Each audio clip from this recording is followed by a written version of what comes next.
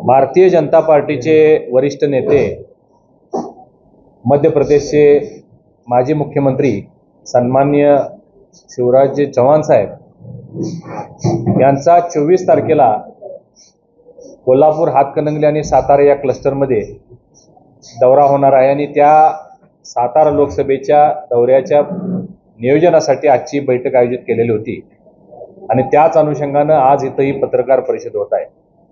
आजच्या या पत्रकार परिषदेला व्यासपीठावर उपस्थित या विभागाचे खासदार सन्माननीय उदयन महाराज, उपस्थित असणारे आमदार सन्माननीय जयकुमार भाऊ गोरे, आमचे भारतीय जनता पार्टीचे संघटन महामंत्री मकरंद भाऊ देशपांडे, उपस्थित असणारे जिल्हाध्यक्ष धैर्यशील दादा कदम, अतुल बाबा, मनोज दादा घोरपडे आणि सर्व आमचे भारतीय जनता पार्टीचे प्रमुख पदाधिकारी आणि उपस्थित सर्व सन्माननीय पत्रकार, इलेक्ट्रॉनिक मीडिया, पोर्टल, सर्व चॅनलचे पत्रकार बंधू भगिनींनो,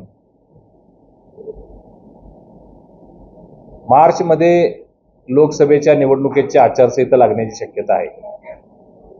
एप्रिल आणि मे मध्ये देशभरामधल्या 543 लोकसभेच्या निवडणुका होणार आहेत आणि त्यालाच अनुसरून 17 आणि 18 फेब्रुवारी रोजी दिल्ली या ठिकाणी भारतीय जनता पार्टीचं राष्ट्रीय महाअधिवेशन झालेलं आपल्या सर्वांना ज्ञात आहे। या अधिवेशनामध्ये भारतीय जनता पार्टीच्या सर्व वरिष्ठ नेत्यांनी मार्गदर्शन केलं। सन्माननीय प्रधानमंत्री महोदयांनी बोलत असताना अब की बार 400 पार हा नारा देशासाठी दिलेला आहे, भारतीय जनता पार्टीच्या सर्व कार्यकर्त्यांसाठी दिलेला आहे। आपल्याला माहिती आहे की लोकसभेमध्ये सध्या भारतीय जनता पार्टीचे 303 खासदार आहेत। या निवडणुकीमध्ये 370चं टार्गेट आणि एनडीए मिळून 400 खासदार निवडून आणायची अशा पद्धतीचा संकल्प या अधिवेशनामध्ये केलेला आहे। या अधिवेशनामध्ये गेल्या 10 वर्षामध्ये मोदी सरकारने केलेली जी कामं होती, मोदी सरकारच्या सर्व योजना, मोदी सरकारने अंत्योदयासाठी केलेली कामं, या सगळ्याची इत्थंभूत माहिती सर्व कार्यकर्त्यांना दिली। आज जागतिक अर्थव्यवस्थेमध्ये भारत 5व्या क्रमांकावर आहे आणि प्रधानमंत्री मोदींच्या 3ऱ्या टर्ममध्ये म्हणजे 2024 ते 29 यामध्ये भारताला जागतिक अर्थव्यवस्थेमध्ये 3ऱ्या नंबरवर घेऊन जायचा अशा पद्धतीचा संकल्प त्यांनी केलेला आहे। देशभरामधल्या 543 लोकसभेचे क्लस्टर फॉर्मेशन करण्यात आलेले आहेत। यासाठी 130 लोकांची निवड करण्यात आलेली आहे।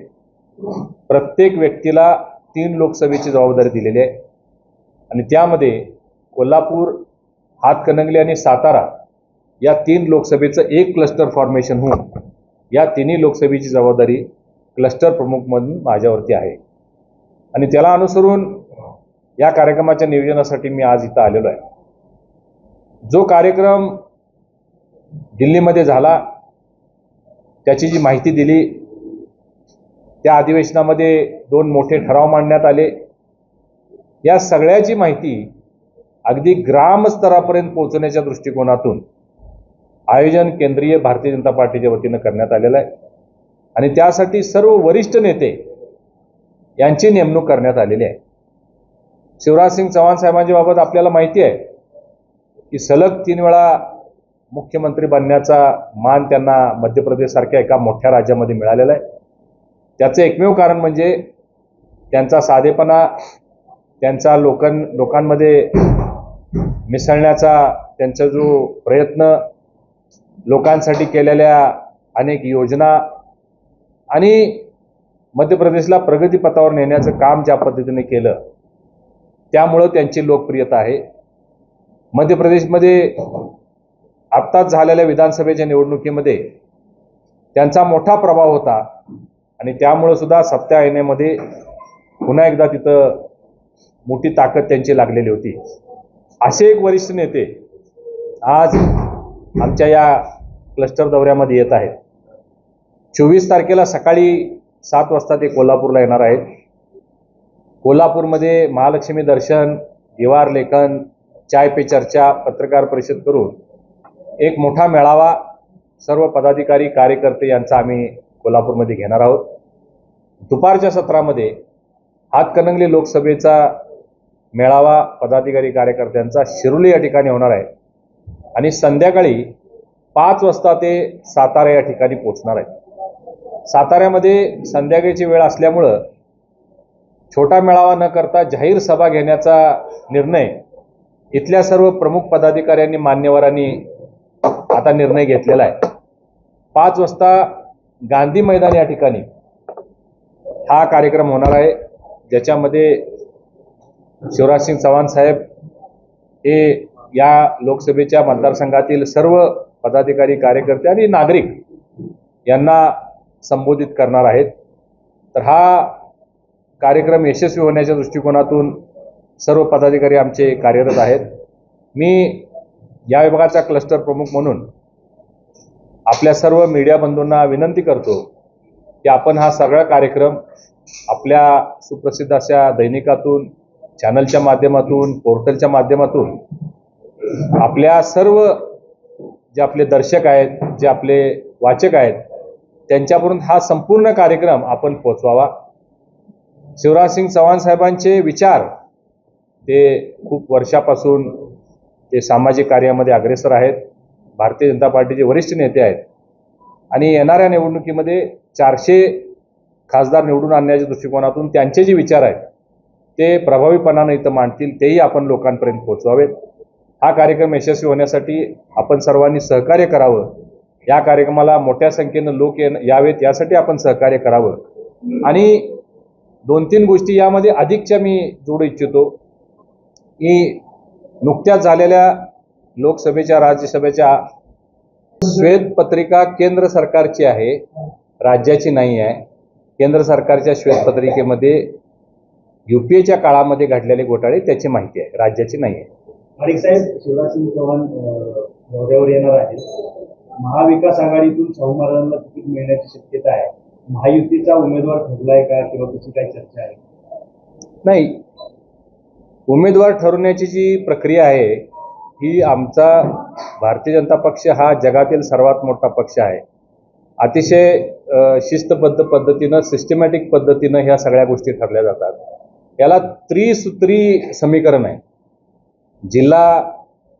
जिल्ह्याचे जे पदाधिकारी आहेत, जे नेते आहेत, त्यांनी काही नावं सुचवायची असतात. प्रदेशमध्ये त्यावर मंथन होतं, त्यांचं एक सर्वेक्षण असतं, त्यातून काही नावं यातली घेतली जातात आणि अंतिम निर्णय जो असतो तो आमचं केंद्रीय पार्लमेंटरी जे बोर्ड आहे त्याच्यामध्ये या सगळ्या गोष्टी ठरतात. या आम्ही कोणीही म्हणून किंवा आमची काही इच्छा असते असं सांगून उमेदवार ठरले जात नाहीत. केंद्रीय पार्लमेंटरी बोर्ड या बाबतीत निर्णय घेतं आणि ते जे निर्णय देतील तोच निर्णय अंतिम असेल. भाजपकडून अशी नावं काही पाठवली आहेत का? अजून या बाबतीतली प्रक्रिया सुरू झालेली नाही आहे. सगळेच कार्यक्रम आता लागून चालू होते. मुंबईमध्ये आत्ताच मराठा आरक्षणासंदर्भातलं एक अधिवेशनही झालेलं आहे आणि मला वाटतं या 4-8 दिवसामध्ये या संदर्भात चर्चा सुरू होती.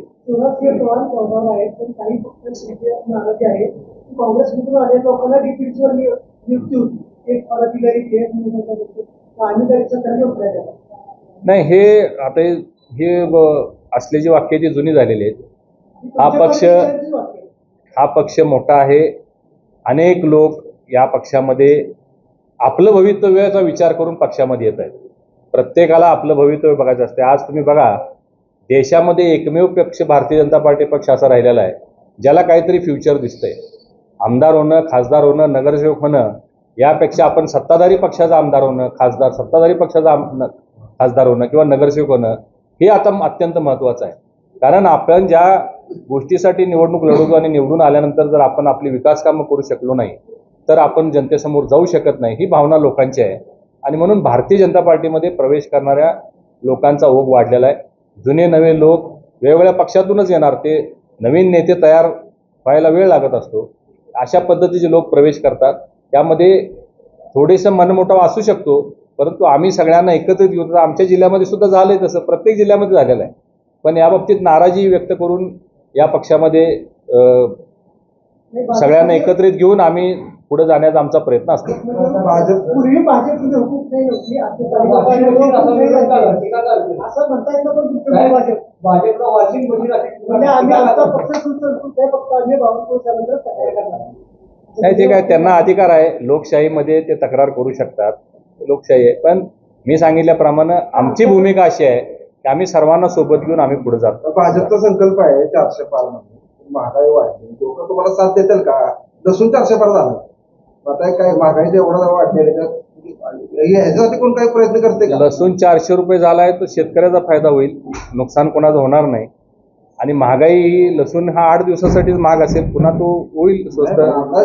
महागाई केंद्र सरकारची काय अशी परिवर्तन आहे की नाही किंवा काय महागाई कमी करण्यासाठी? महागाई आटोक्यामध्ये आहे, महागाई कंट्रोलमध्ये आहे आणि म्हणूनच आपली अर्थव्यवस्था सुधरत चाललेली आहे, वाढत चाललेली आहे. हे आपल्याला नाकारता येणार. कुठं आता मला सांगा, रेशनिंगला तुम्ही प्रत्येकाचा रेशनिंग म्हणजे रेशनिंगचं धान्य लोक घेतात किंवा आपली अर्थव्यवस्था वाढते, लोकांना अजूनही रेशनिंगचा मोफत पुरवठा केला जातो, अर्थव्यवस्था वाढली कुठं? रेशन मोफत देण्याचा निर्णय केंद्र सरकारनं घेतलेला आहे, कारण देशामध्ये कोविडच्या परिस्थितीनंतर लोकांचे व्यवसाय, लोकांचे रोजगार, नोकऱ्या हे सगळं ठप्प झालेलं होतं आणि यामध्ये आपल्या देशातल्या लोकांची उपासमार होऊ नये या दृष्टिकोनातून प्रधानमंत्री महोदयांनी हा निर्णय घेतला आणि 80 कोटी लोकांना रेशन देण्याचं काम, शेतकऱ्यांकडून खरेदी करून देण्याचं काम या जगामध्ये एकमेव सरकार करतंय, ते आमचं भारतीय जनता पार्टीचं केंद्राचं सरकार करतंय. जाऊ दे, मग त्यांनी प्रश्न विचारला म्हणून सांगितलं मी. केंद्र शासनाच्या भ्रष्टाचाराची लिस्ट तुम्ही वाचली, असं सांगितलं की ह्याच्यावर विरोधकांनी कुठल्याही प्रकारचं आपलं म्हणणं मांडलं नाही. फक्त केंद्र शासनात भ्रष्टाचार होतो का महाराष्ट्र शासनातही भ्रष्टाचार होतो आणि तो पुन्हा वाईट होतो, याबाबत भाजपचं काय साधारण धोरण काय? मला प्रश्न लक्षात आला. केंद्र शासनाकडे भ्रष्टाचार झालं, तुम्ही ती यादी सांगितली पूर्ण, कुठल्या ह्याच्यात यादी भ्रष्टाचार झाला आणि विरोधकांनी त्याबाबत काय म्हणणं मांडलेलं नाही आणि श्वेतपत्रिका काढलेली आहे. तर अशा पद्धतीनं महाराष्ट्रातही भ्रष्टाचार होतो का किंवा झाल्यानंतर तुमच्याकडे घेतल्यानंतर ते व्हाईट कॉलर होतात का? असं काय? माझं एवढंच म्हणणं आहे की मी भारतीय जनता पार्टीचा कार्यकर्ता आहे. केंद्रातले प्रतिनिधी म्हणून मी आणि महाराज काम करतोय.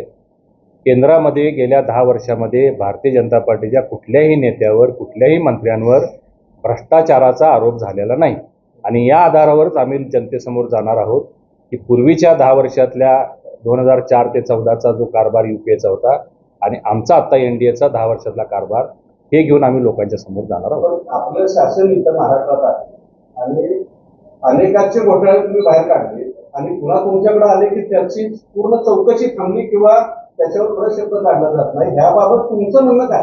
चव्हाण आता तुमचं अधिकार आहे, त्यांच्यावर आदर्शचा घोटाळा ते सुद्धा राज्यसभेचे सदस्य आहेत. या संदर्भात मी बोलणं उचित होणार नाही. ते वरिष्ठ नेते आहेत. ज्यावेळी राज्यातले कोण वरिष्ठ नेते मंडळी आमची येतील, मंत्री महोदय असतील, उपमुख्यमंत्री महोदय असतील, यांना आपण हा प्रश्न विचारला तर ते उत्तर देऊ शकतील. मी याचं उत्तर देण्याला थोडासा 9 वर्ष झालं पंतप्रधानांनी पत्रकार परिषद घेतली आहे, उत्तर तुम्हाला मागायचं पंतप्रधानांना. तुमच्या अध्यक्षतेखाली समन्वय समिती बनवू. नाही, केंद्रानं हा आता कायदाच असल्यामुळं त्यांनी FRP मध्ये वाढ केलेली आहे. तुम्ही म्हणता या प्रश्न निश्चित आहे की कारखान्याला याची अडचण येऊ शकते. आता आमचा कारखानदारांचा प्रयत्न असा असेल की MSP मध्ये सुद्धा त्या पद्धतीची वाढ व्हावी. ती जर वाढ झाली तर मग हा आपल्याला FRP देण्यासाठी कोणती अडचण येणार नाही अशी माहिती नक्की भाजपासोबत आले. पश्चिम महाराष्ट्रातला एक मोठा नेता भाजपामध्ये प्रवेश करणार होता, काय झालं? त्यांचा संपर्क आहे का आपल्यासोबत आणि कधी प्रवेश होईल? नाही, या बाबतीत मला काही कल्पना दादा, आजची जी बैठक आहे ते BJPची आहे आणि शिवराज सिंह चव्हाण येतात ते BJPची आहे. याचा अर्थ असा समजा की 17 लोकसभा माहितीमध्ये BJPला मिळणार नाही. आम्ही आमची महायुतीचीच भूमिका ही आहे. भाजप पक्ष हा पक्ष म्हणून कार्यरत आहे. महायुतीचे जे कोण उमेदवार असतील, आज आपल्याला सांगता येणार नाही कुणाची उमेदवारी असेल किंवा महाराजांना माहीत असलं तर मला माहीत नाही. या विभागामध्ये महायुतीचा जो उमेदवार असेल, कोणत्या पक्षाचा असेल हे आज सांगता येणार नाही. आज आम्ही महायुतीमध्ये भारतीय जनता पार्टी, एकनाथ शिंदे साहेबांची शिवसेना अजितदादांची राष्ट्रवादी, त्याचबरोबर अनेक घटक आहेत, RPI आहे, अनेक घटक आहेत. या सगळ्यांच्यापैकी कुणाला उमेदवारी दिली जाईल हे आज सांगणं मला उचित वाटत नाही. आमची ही तयारी कायम चालू आहे, आज नाही आहे.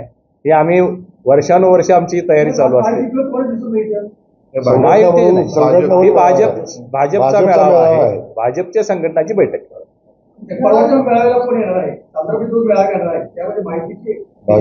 नाही, फक्त भाजपचे लोक असतात.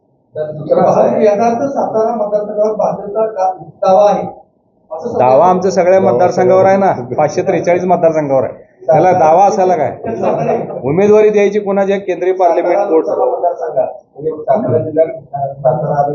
मला वाटतं प्रश्न या विषयी संपलेले आहेत.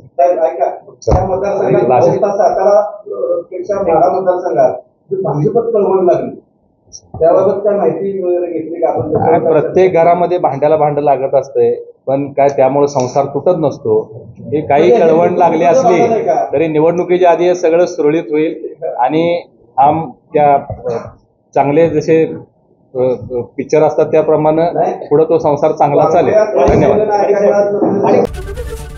एबीपी माझा, उघडा डोळे बघा नीट.